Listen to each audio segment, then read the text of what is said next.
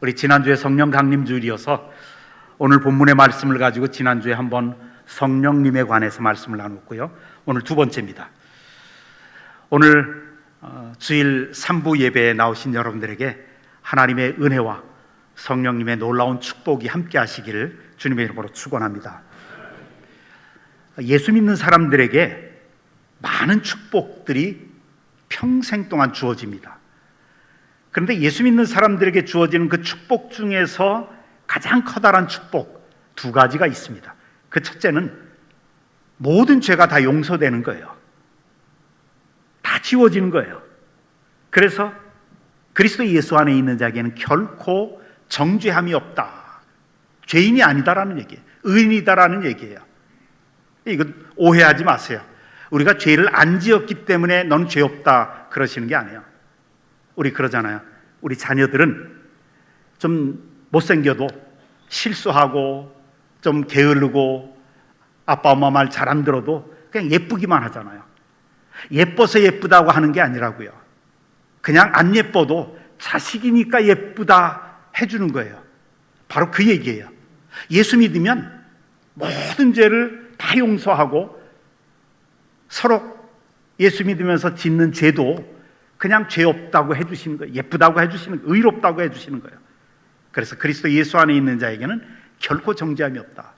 이것이 예수 믿는 사람들에게 주시는 가장 커다란 축복 중에 하나고요. 두 번째는 더 중요한 축복이 있습니다. 그것은 뭐냐면 예수 믿는 사람들의 마음속에 성령님이 들어오신다는 거예요.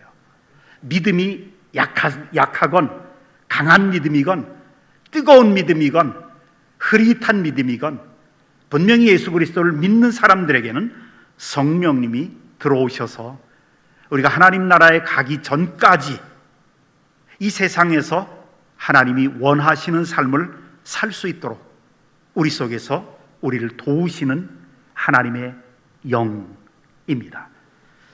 성령님이 우리 속에 들어오신다. 저를 한번 따라 하십시다. 성령님이 내 안에 계십니다. 예수 믿는 사람들에게 주시는 가장 큰 축복이에요. 이 성령님은 어떻게 우리를 도와주시는가? 제일 먼저 기도하게 하십니다. 기도의 영이시거든요. 우리를 도와서 기도하게 하시는 거예요. 제일 많이 하시는 방법 중에 하나가 우리로 하여금 기도하지 않고서는 견딜 수 없도록 상황을 그렇게 만드십니다. 이 참 기도가 하나님이 은혜를 주시고자 하시는 통로거든요.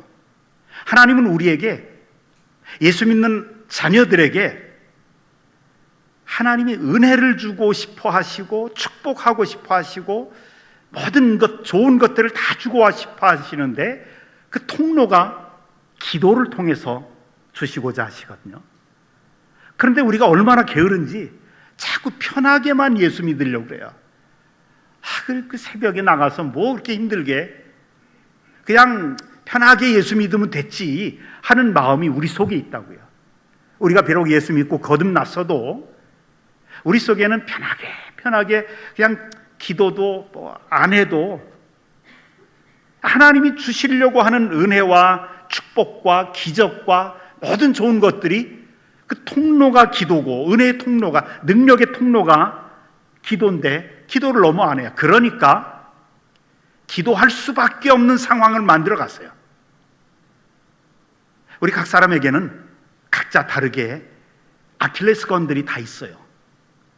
어떤 사람은 다른 거는 다 참아도 돈 문제에 관해서는 도저히 견딜 수 없어 하는 사람이 있어요. 자기의 이익에 손해가 나거나 이런 거. 아니 어떤 사람에겐 자식 문제에 관해서는 또 어떤 사람에겐 다른 거 다 참을 수 있는데 자존심이 상하는 것에 관해서는 내가 도저히 참을 수가 없어요. 근데 하나님이 때때로 우리 삶 속에 그런 아킬레스건들을 잘 아시기 때문에 그거를 살짝 건드려 주세요. 그러니까 가만히 있어서는 도저히 안 되겠어요. 어떤 사람에게는 건강의 문제를 가지고 어떤 사람에게는 사고를 당해서 자녀들이 좀 안 좋은 일을 당해요. 이게 도저히 기도하지 않고서는 견딜 수 없게 만들어요. 우리가 제일 좋은 거는 주님과 나 사이에 주님이라고 하는 인격이신 그 하나님, 내 인격과의 교제거든요. 사랑의 교제거든요. 서로 이야기 나누고 이야기 듣고, 이게 주님과의 교제예요. 우리 그리스도인 신앙은 뭐 어떤 계율을, 율법을 지켜나가고 또 어떤 만들어 놓은 종교적인 규칙을 지켜야 이게 뭐 하나님이 인정해 주시고 그런 게 아니거든요. 살아계신 예수 그리스도, 그분과 우리의 인격이 늘 서로 사랑하는 청춘 남녀가 서로 만나서 이야기 나누고 사랑 나누는 것처럼 주님과 우리와의 개인적인 사랑의 교제가 바로 그런 건데, 도무지 하나님 앞에 나올 줄을 몰라. 하나님 앞에 기도 안 하고 그냥 명목상의 그리스도인들이 많다고요. 그러니까 기도하지 않고선 견딜 수 없는 상황을 만드신다고요.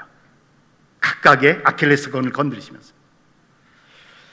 그리고 예레미야 33장 3절에 보면 너는 내게 부르짖으라 내가 네게 응답하겠고 네가 알지 못하는 크고 은밀한 일을 네게 보이리라. 네가 알지 못하는, 세상이 알지 못하고 세상이 보지 못하는 그 큰 하나님의 영적인 일들, 하나님의 은혜와 하나님의 계획과 그 큰 일들을 보여주겠다는 거예요. 내게 나와서 기도하면. 그래서 우리에게 능력도 허락해 주십니다. 우리가 문제를 당할 때 문제를 해결해 주십니다. 앞뒤 꽉 막히고 사방이 꽉 막혔을 때 기도를 통해서 하늘의 문이 열려지게 하십니다. 우리가 기도할 때 우리 앞길을 막고 있는 홍해 바다를 갈라주시기도 하십니다. 질병 때문에 어찌할 바를 몰라서 전전긍긍할 때 나 여호와는 치료하는 하나님이라 말씀하시면서 치유를 통해서 역사하시기도 하십니다. 우리의 기도를 통해서 우리의 자녀와 가정의 문제, 사업의 문제를 해결해 주십니다. 이런 좋은 것들을 주시기를 원하시는 거예요. 그래서 마가복음 11장 24절에 이렇게 말씀하세요. 예수님이 무엇이든지 기도하고 구하는 것은 받은 줄로 믿으라. 그리하면 너희에게 그대로 되리라. 이 말씀이 우리 모두에게 이루어지기를 주님의 이름으로 축원합니다. 무엇이든지 기도하고 구한 것은 그대로 된다고 그랬어요. 가장 좋은 거는 아까도 말씀드렸지만 주님과의 규칙적인 고정적인 기도하는 습관을 만드는 게 제일 좋아요. 우리 그리스도인들에게는 교회 안에 새벽 예배가 있기 때문에 여러분 가능한 새벽을 깨우십시오. 새벽에 주님 앞에 나와 기도하면 반드시 새벽을 도우실 겁니다. 새벽에 도우실 겁니다. 근데 이제 목회하다 보니까 사람에 따라서 체질이 다른 사람들이 참 많이 있더라고요. 어떤 분은 밤 체질인 분이 있어요. 아침에는 흐리멍텅하고 힘을 못 쓰는데 밤만 되면 막 살아나는 사람들이 있어요. 밤 체질인 사람들이거든요. 이런 분들은 밤에 시간을 정해놓고, 낮 체질인 사람이 있어요. 이런 분들은 직장에서 뭐 점심시간 쪼개서 탕비실에서 거기가 가장 좋은 시간이다 그러면 좋은 장소다 그럼 거기서, 또 어떤 사람은 저처럼 저는 이제 걸어 다니면서 기도하는 걸 좋아하는데 새벽에도 이렇게 새벽 예배 때 걸어 다니고 걸으면서 기도하고 자기가 자기 체질에 맞게. 그러나 중요한 것은 고정적인 장소, 고정적인 시간을 정해놓고 그 시간 되면 반드시 그곳에서 예배드리는 거예요. 나는 잠자기 전에 침대에서 앉아서 기도하는 걸 좋겠다.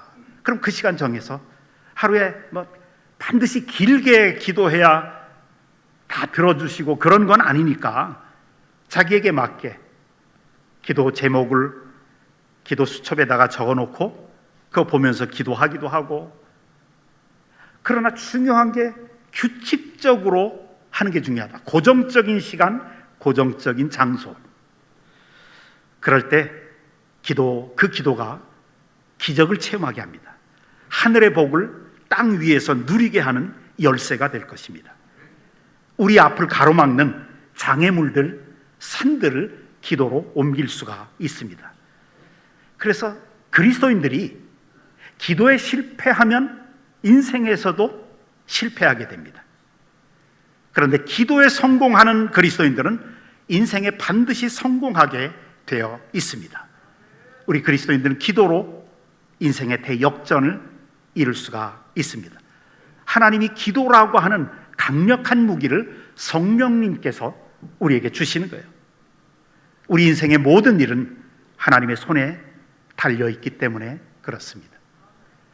그 다음에 우리 속에 들어오신 성령님이 하시는 역할이 뭐냐? 성령님은 보혜사이시거든요. 요한복음 14장 16절에 보면 이렇게 말씀하세요. 내가 아버지께 구하겠으니, 예수님이 지금 말씀하시는 거예요. 그가 또 다른 보혜사를 너희에게 주사 영원토록 너희와 함께 있게 하리라. 다른 보혜사, 성령님은 보혜사라는 거예요. 참 재미있었어요. 제가 아프리카 콩고에서 16년 동안을 선교 활동을 하다가 복음 전하고 교회를 설립하고 그러면서 선교하는데, 아프리카 그 콩고에서 가장 큰 이단 중에 하나가, 그 아프리카 콩고가 벨기에의 식민 통치 때 독립운동을 했던 어떤 사람을 교주로 하는 한 큰 이단이 하나 있어요. 근데 그 교주가 자기를 성령님이래요. 보혜사래요. 참 재미있다. 근데 한국에 와서 목회하다가 보니까 우리나라 큰 이단 중에 교주 한 사람이 또 자기를 성령님이고 보혜사라고 주장하는 이단이 있더라고요. 이야, 참 어떻게 이단들은 그렇게 마귀가 인도하는지. 공통점이 성령을 빙자한 보혜사라고 하는 그런 게 있더라고요. 근데 분명히 주님이 다른 보혜사를 우리에게 주셔서 영원토록 함께 있게 하는데, 그분이 하시는 일이 뭐냐? 보혜사의 역할은 카운슬러거든요. 영어로 그래서 카운슬러라고 번역을 했는데, 같이 내가 힘들 때, 내가 낙심할 때, 슬퍼할 때 위로하시는 역할을 합니다. 내가 죄 속에 빠져서 헤어나오지 못하고 의도적으로 죄를 계속 지으면 나를 책망하기도 하십니다. 모르고 죄 짓는 건 모르겠는데, 알면서도, 다 알면서도, 그게 죄라는 게 알면서도 계속 죄를 지으면 탄식하시기도 하고 슬퍼하시기도 합니다. 낙심할 때 나를 도와주시고 다시 일으켜 세우시고 격려해 주시고 세워주십니다. 그 보혜사에 하시는 가장 중요한 사역 중에 하나가 나를 노예 상태에서 끊어주십니다. 그래서 자유하게 하십니다. 내가 노예 상태라고요? 우리 그리스도인들이 노예 상태라고요? 예수 믿기 전에 우리는 분명히 죄와 사망의 저주의 노예였습니다. 사탄의 노예였습니다. 마음대로 죄 안 지을 수가 없었어요. 그것을 깨트려 주신 분이 예수 그리스도의 십자가와 부활이죠. 부활의 능력으로 우리는 자유함을 얻어서 그리스도인이 됐고 하나님의 자녀가 됐습니다.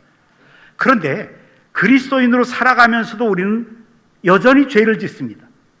근데 그 죄에는 어떤 특성이 있냐면 반복하게 합니다. 습관이 되게 합니다. 체질이 되게 해요. 그래서 죄를 아무리 안 지으려고 해도 안 지을 수가 없게 돼요. 죄의 특성이 그거예요. 여러분, 죄는 첫 번째 짓는 게 어렵지, 첫 번째 짓고 한번 짓고 나면 뭐 이왕 버린 몸, 이런 마음 상태가 돼요. 그래서 두 번째 짓는 건 더 쉬워져요. 세 번째는 더 쉬워져요. 자동적으로 짓게 돼요. 노예가 된 사람들이 얼마나 많은지 몰라요.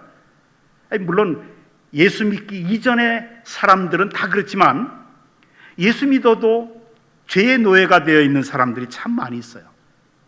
이 세상 사람들이 흔히 하는 말이 있죠. 자고로 사람을 미치게 하는 것이 세 가지가 있는데 섹스와 마약과 도박이니라. 그 중에 제일은 도박이니라 그래요. 이 세상 사람들의 말이에요. 도박이라는 거 생각해 보세요. 생각하면 얼마든지 안 할 수도 있어요. 안 하면 그만인데 그러질 못하는 거예요. 도박에 한번 빠지면 이건 죽기 전에 못 고쳐요. 아무것도 아닌 것 같은데 이걸 못 고치는 거예요. 도박에 빠져서 인생을 완전히 망친 사람들이 얼마나 많은데요. 마약도 그래요.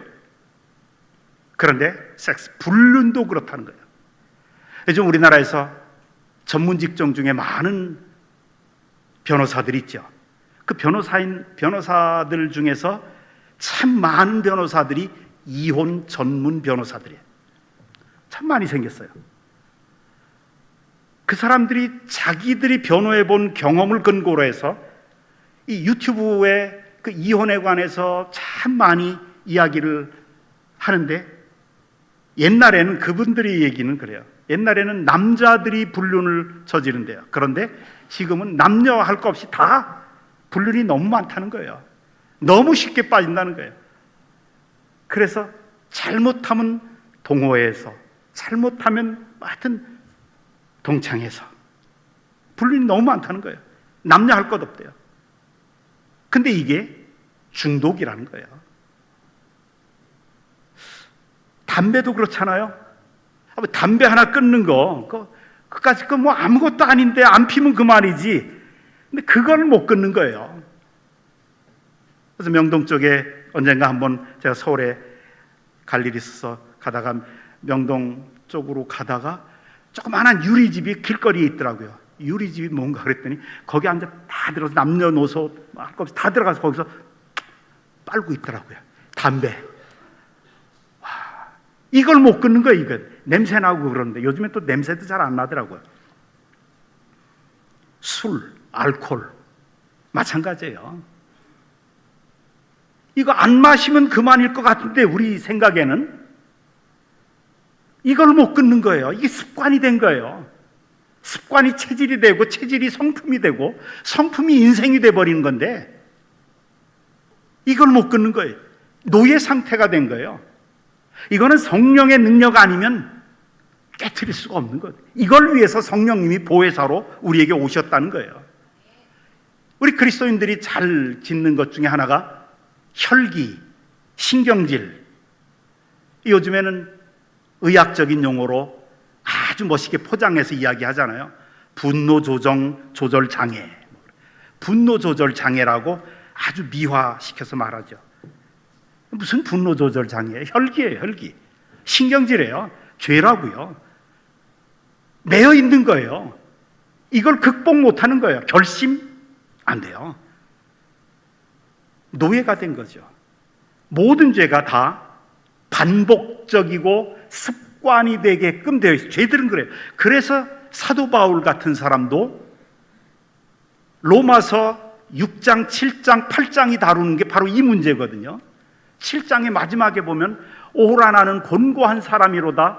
내 속에 선을 행하고자 하는 소원은 있는데 내가 행하는 거 보면 악만, 죄만 짓는구나. 오라 나는 곤고한 사람이로다. 이 사망의 몸에서 누가 나를 건져내랴? 그러면서 8장에 들어가면서 외치는 게 있잖아요. 성령이 나를, 생명의 성령의 법이 나를 해방했다고 해요.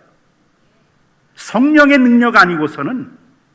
그래서 주님이 주신 보혜사가 누구냐? 성령께서 오셔서 우리를 죄의 습관이 된 것, 노예가 된 걸 깨트려 주시는 분이 바로 성령님이시라는 거예요. 성령님을 항상 의지하고 성령님께 기도해야 되는 게 바로 그 이유예요. 남 험담하는 것도 우리 그리스도인들 가운데 교회 안에서 남 뒷담화하는 거, 험담하는 거, 거짓말 잘하는 거 다 이거 노예 상태거든요. 어떤 중년의 남성 한 분이 사업상 중요하게 의논할 자기 파트너가, 근데 그 파트너가 만날 시간을 안 내주는 거예요. 그래서 내가 꼭 한번 만나고 싶은데 좀 시간을 내달라 그랬더니 평소에는 평일에는 내가 시간이 없고 그럼 일요일 날 11시에 어디 가면 무슨 교회라고 있으니까 그 교회로 오십시오. 그럼 그 예배 끝나고 시작 시간이 11시니까 11시까지 오셔야 저를 만날 수 있습니다. 그래서 이분이 할 수 없이 사업상 생전 처음 주일날 교회라는 곳을 왔습니다. 근데 그분 말이 그래요. 교회 들어와서 앉았는데 뭔가 이상한 느낌이 들더래요. 아주 신비한 느낌, 꼭 내 옆에 누가 있는 듯한 느낌이 들더래요.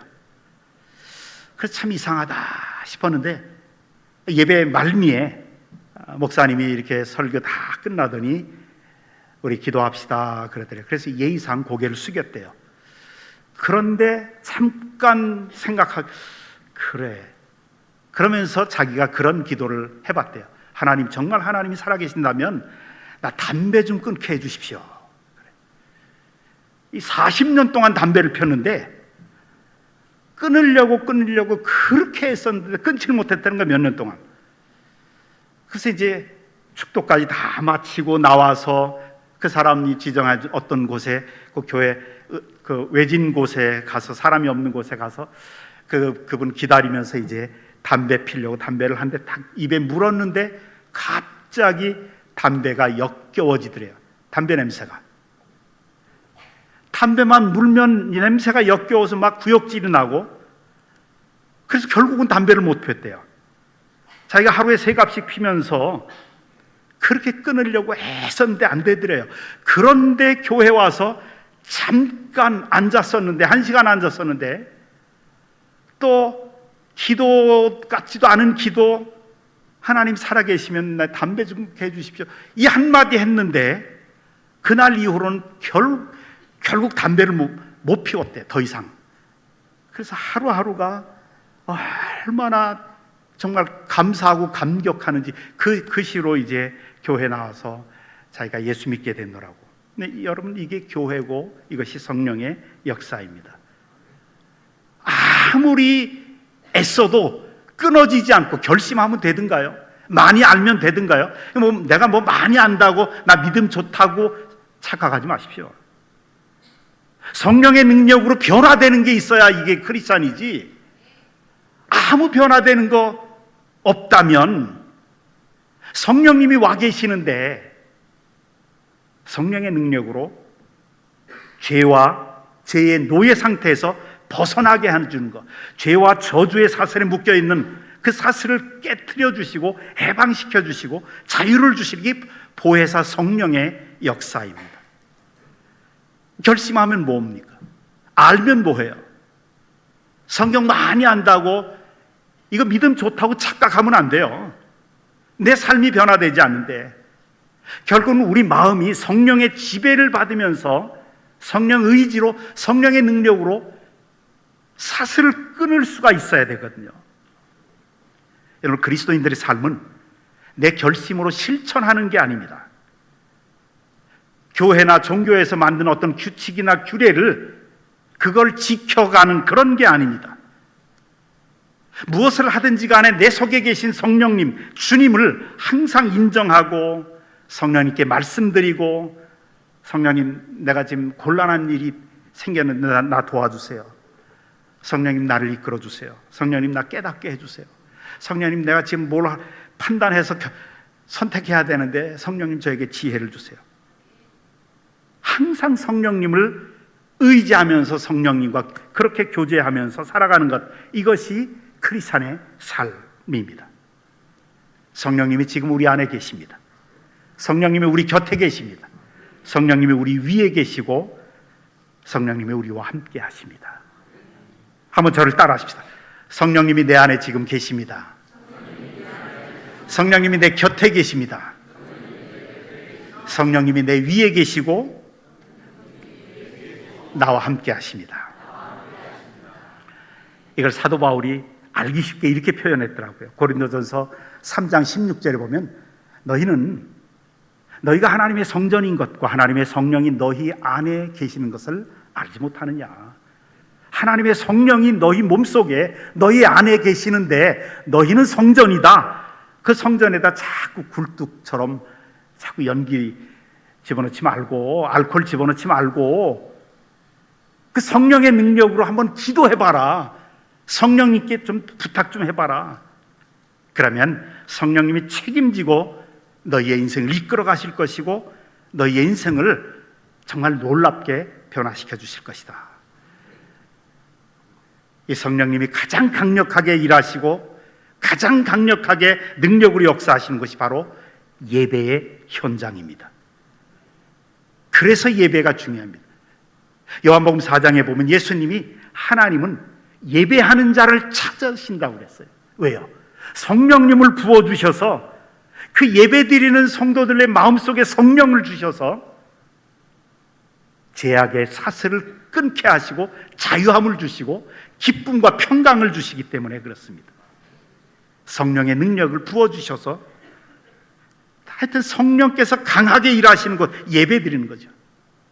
예배 현장이에요. 여러분, 삼손의 머리카락은 하나님의 능력의 줄이죠. 삼손에게 머리카락이 있는 한 아무도 걸들지 못합니다. 삼손에게 머리카락이 있는 한 손댈 사람이 없어요. 어떤 군대가 와도.